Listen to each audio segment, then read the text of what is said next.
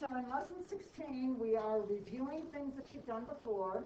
We're going to take polynomials. Those are those things, 5x squared minus 2, 7x cubed plus 3x minus 4, all those things with x's with different powers, pluses and minuses, and we're going to multiply them, and we're going to divide them. You've done this before, so it's all review. So, see how I've got two parentheses in there? One of them on the right has two things in it, x minus 2. The other one is a trinomial. It has three things, so they're both polynomials, and we want to multiply them.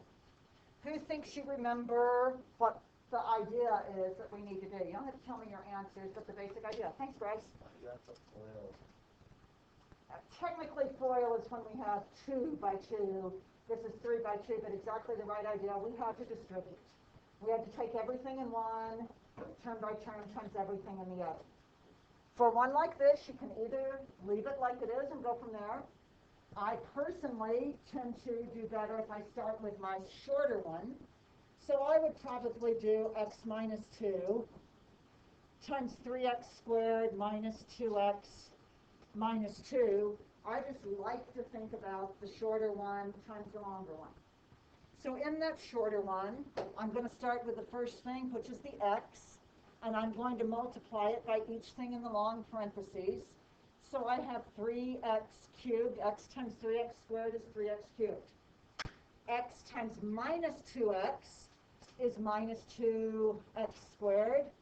And x times minus 2 is minus 2x. Did I get that right? Give me a thumbs up. Make sure I didn't leave anything out there. Proofread for me. Thank you. Now I've taken x times everything in the long parentheses. But the problem says I need to take x minus 2. I need to take everything in the short parentheses, so I still need to do the minus 2. Minus 2 times 3x squared is minus 6x squared. Minus 2 times minus 2x, minus minus is going to be a plus 4x. And another minus minus, minus 2 times minus 2 is going to be a plus 4. And I could have left it on the right and done exactly the same thing. I could have said, oh, the x times the 3x squared is the 3x cubed. The x times the minus 2x gives me minus 2x squared. And then the x times the minus 2. And I could have done the minus 2 times everything. And I would have gotten exactly these same numbers. So now we need to clean it up. We need to combine like terms. So 3x cubed, and Cooper help me with the x squares. Negative x, or negative 8x squared. So thank you, minus 8x squared. I took my x squares and combined them. Madeline, any other like terms I can put together? The minus 2x and what? Gives us what? Minus 2 plus 4? Gives us a plus 2x, thank you. And then we've got the plus 4 out there, so here is our answer. Thumbs up if we understand that. Thumbs down if we have questions. Okay, I want to point something out to you guys, because I see this every year. This is not the same as x minus 2 times 3x squared minus 2x minus 2. And I have students who mean this and write this, and even if they didn't get the right answer, I count a point off on the test because the work is not correct. This says the x stays by itself, and only the minus 2 times the long parentheses. This one gives x minus 6x squared plus 4x plus 4, so it gives minus 6x squared plus 5x plus 4. That is not the correct answer. Even if you do the work correctly, but you leave those parentheses out, your work is wrong. That makes sense. Trying to get you some good habits before you go on in the more advanced courses where it's going to trip you up if you don't write it down correctly and know what you're doing. So I'm trying to make sure we learn that now. Okay, let's move on to division. when we divide one polynomial by another, we're going to use a pattern that's very similar to long division. Remember, you can write long division, or you can write division 3 ways. You can do one number over another one. So if you have a polynomial over another one, you may decide, oh, I'm going to figure out what that is by doing long division. You could have it written with long division like here on the right. You could have it with this kind of a division symbol in between, and that means the first number goes inside the long division symbol, and the second number goes outside. So let's review what we would be doing if we did this. If we wanted to divide this, we'd kind of look at the first number and how many times it goes in there. Maybe 5, maybe 1 goes into 5 times, but number division is harder than polynomial division because sometimes that doesn't quite give us the right number. Maybe that doesn't quite work. If we look at the 12, it goes into the 58 how many times? 4, because 5 times the whole 12 would be 60, and that's not enough. So we write the 4 up here. What do I do for the next line in long division? Daniel? Well, after you gotta put 48 in the Oh, well, so how do I get the 48? by multiplying. Okay, next step is I multiply what I just wrote times this whole divisor out here, so I have 48. Now what do I do? What's my next step in number division? Ethan? You subtract the 58. So next step is we subtract. And so we have 10. And then what did we start to say? Bring down what's left. And then we go through and we repeat, right? How many times will 12 go into 109? See, 9 times 12 is, let's see, 108. Looks like that works. Repeat with a subtraction, I have 1. And with numbers, you have several choices of how you handle that leftover down there at the bottom. What's one of the ways with numbers that you deal with that 1 that we just got? Cooper? Have a remainder. So one way is we just write remainder, and sometimes with polynomials we might do that. What's something else, Melissa? You can also make it into like a decimal point, so just I could add a decimal and a 0 and keep going as far as I can. That isn't going to work with polynomials, so we won't ever do that one with polynomials. It doesn't make sense to do 3x squared minus 2x plus, or 3x squared minus 2x dot 0, 0, 0. Isn't going to make any sense. What else might we do? Grazia? We might do fractions, and how do I handle it if I want to write a fraction in there? What do I get in this case? So I take that remainder and write that down as the numerator, and I put the divisor as the denominator. Now with numbers, that's how we write it, and we read it 49 and a 12. With polynomials, we can't really do it that way. We need to do a plus to say we have 49 and we have an extra 12th in there. Does that much make sense?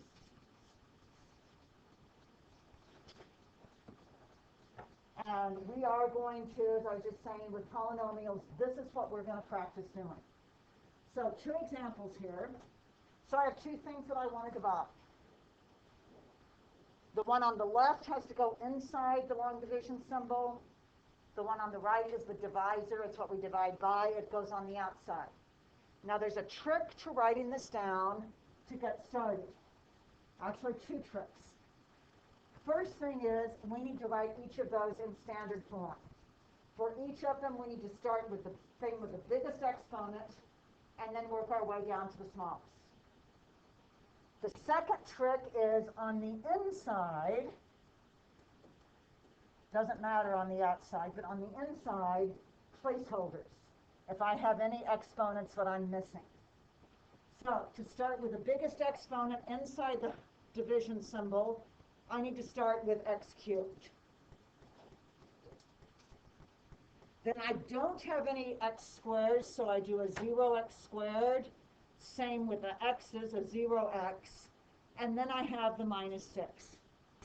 Some problems, it may end up, it didn't really matter if you had all of them in there or not, but you don't know when you start how many placeholders you're going to need. So we just write them all and let it in. On the outside, we don't need to worry about placeholders. This one it isn't an issue for, but we do have to start with the x with the biggest power, so it must be x minus 2. Then, we are going to look just at the first term on the outside and just the first term on the inside. And we're going to say how many times does x go into x cubed? In other words, what do we need to multiply x times to get x cubed? McKenna? X squared. Because x squared times the x gives x cubed. But we took the 4 when we were dividing by the 12. We didn't just multiply it by the 1, we multiplied it by the whole 12. We have to multiply the x squared times the entire x minus 2.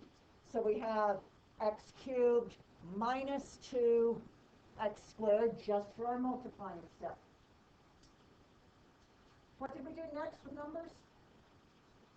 We subtracted, and what that means with polynomials is we change every single plus or minus sign on that row, and then we see what we have. With polynomials, your first term will always go away. If it doesn't, you've done something wrong.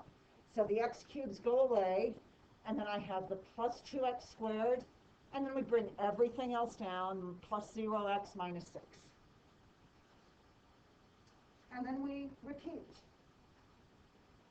So now, Charlene, I'm going to look at the first pieces that I have now, the x and the 2x squared.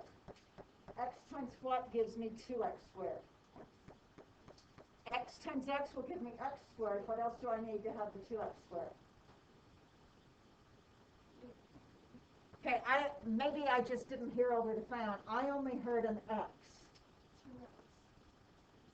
I need a 2x in order to get 2x squared when I multiply, and I have to have a plus or minus sign in between. And I have a positive, and so I need another positive to match this positive. So 2x times x gives me 2x squared, but I'm taking the 2x times the whole thing out there. So 2x times minus 2 is minus 4x. What was next step, everybody? Everybody. Subtract, which means we change both of these signs. Combine, and we have 4x, the 2x squares went away again, minus 6. Still have an x in there and an x out there, so we keep going. And then x times what gives me a positive 4x? Caleb, x times what gives me a positive 4x? 3x. 3x times x will give me a 3x squared. I need to multiply x times what? Oh, 4. Positive or negative? So I need to put in a plus 4 right here and multiply that times this whole thing out here. And when I do that, 4 times x minus 2 gives me 4x minus 8. One final time, let's subtract. Let's change all of the plus and minus signs. And what is the remainder that I have down there this time? What is it, Melissa? It is a 2. It is a positive 2, in fact. So I have to do the plus or minus sign in between. If this is a positive 2, I do plus 2 over. If this has been a negative 2, I do minus 2 over my entire divisor, x minus 2. And this is my answer on that problem. Does anybody have a question on that one?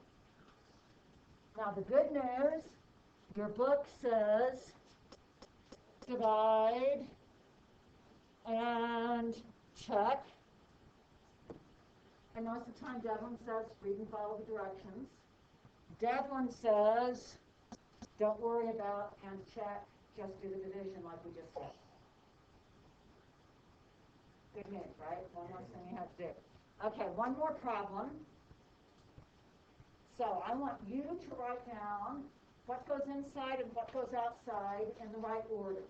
Don't go on on past that. Just write down on your papers how you think you set that one up. I want to make sure we're all on board with what we're doing there. Okay. And that is, I don't want somebody to say it yet. I want everybody to have a chance. Just write down the setup. What goes outside, what goes inside, in the right order. Did you need any placeholders, or did you have everything in there?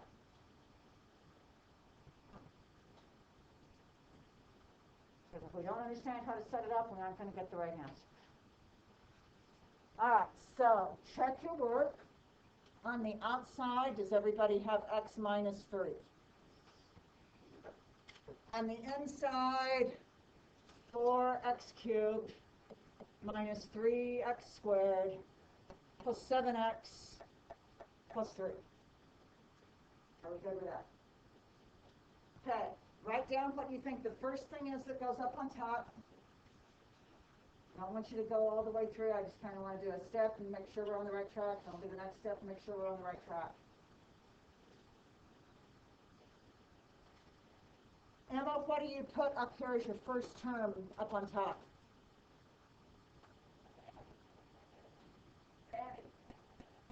I can't hear anything over that. Okay, well, why don't you just look at mine? X times what would give 4x cubed? I need a 4. If I multiply 4 times the x, I have 4x. Just really loud and clear. 4x squared. You know, through the masks and with this fan and that fan, it is so hard to hear people in the back. So 4x squared, everybody have that? Multiply, write down what you think you got on that next line. And then we're going to subtract. Tables, put that up on the front table. We cannot have the math down all through class for you to be finishing lunch.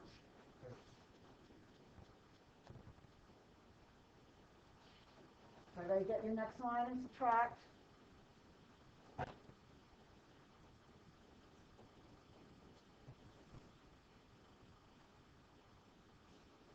And are we all getting, what, 9x squared? Did I do that right? Yes, no? Thumbs up, thumbs down. Okay, bring down the others. Do it again. X times what's going to give 9? X squared. Kaylee, what's my next term? Your next term is going to be 9.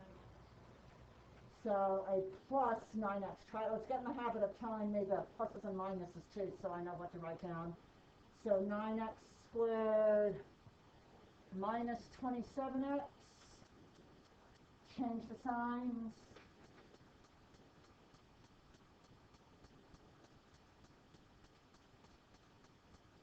Everybody getting a 34x plus 3? Austin, what do I do for my next term? Well, what's the next thing I put up on the top? So plus 34, because that will give me the positive 34x when I multiply. Positive times negative is negative something. So it's 12. 102, did I do that right? Change, put together 105 for the remainder. It's positive, so plus 105 over x minus 3. And there is our answer. Questions from anybody? All right, grab those whiteboards. Your turn for some practice.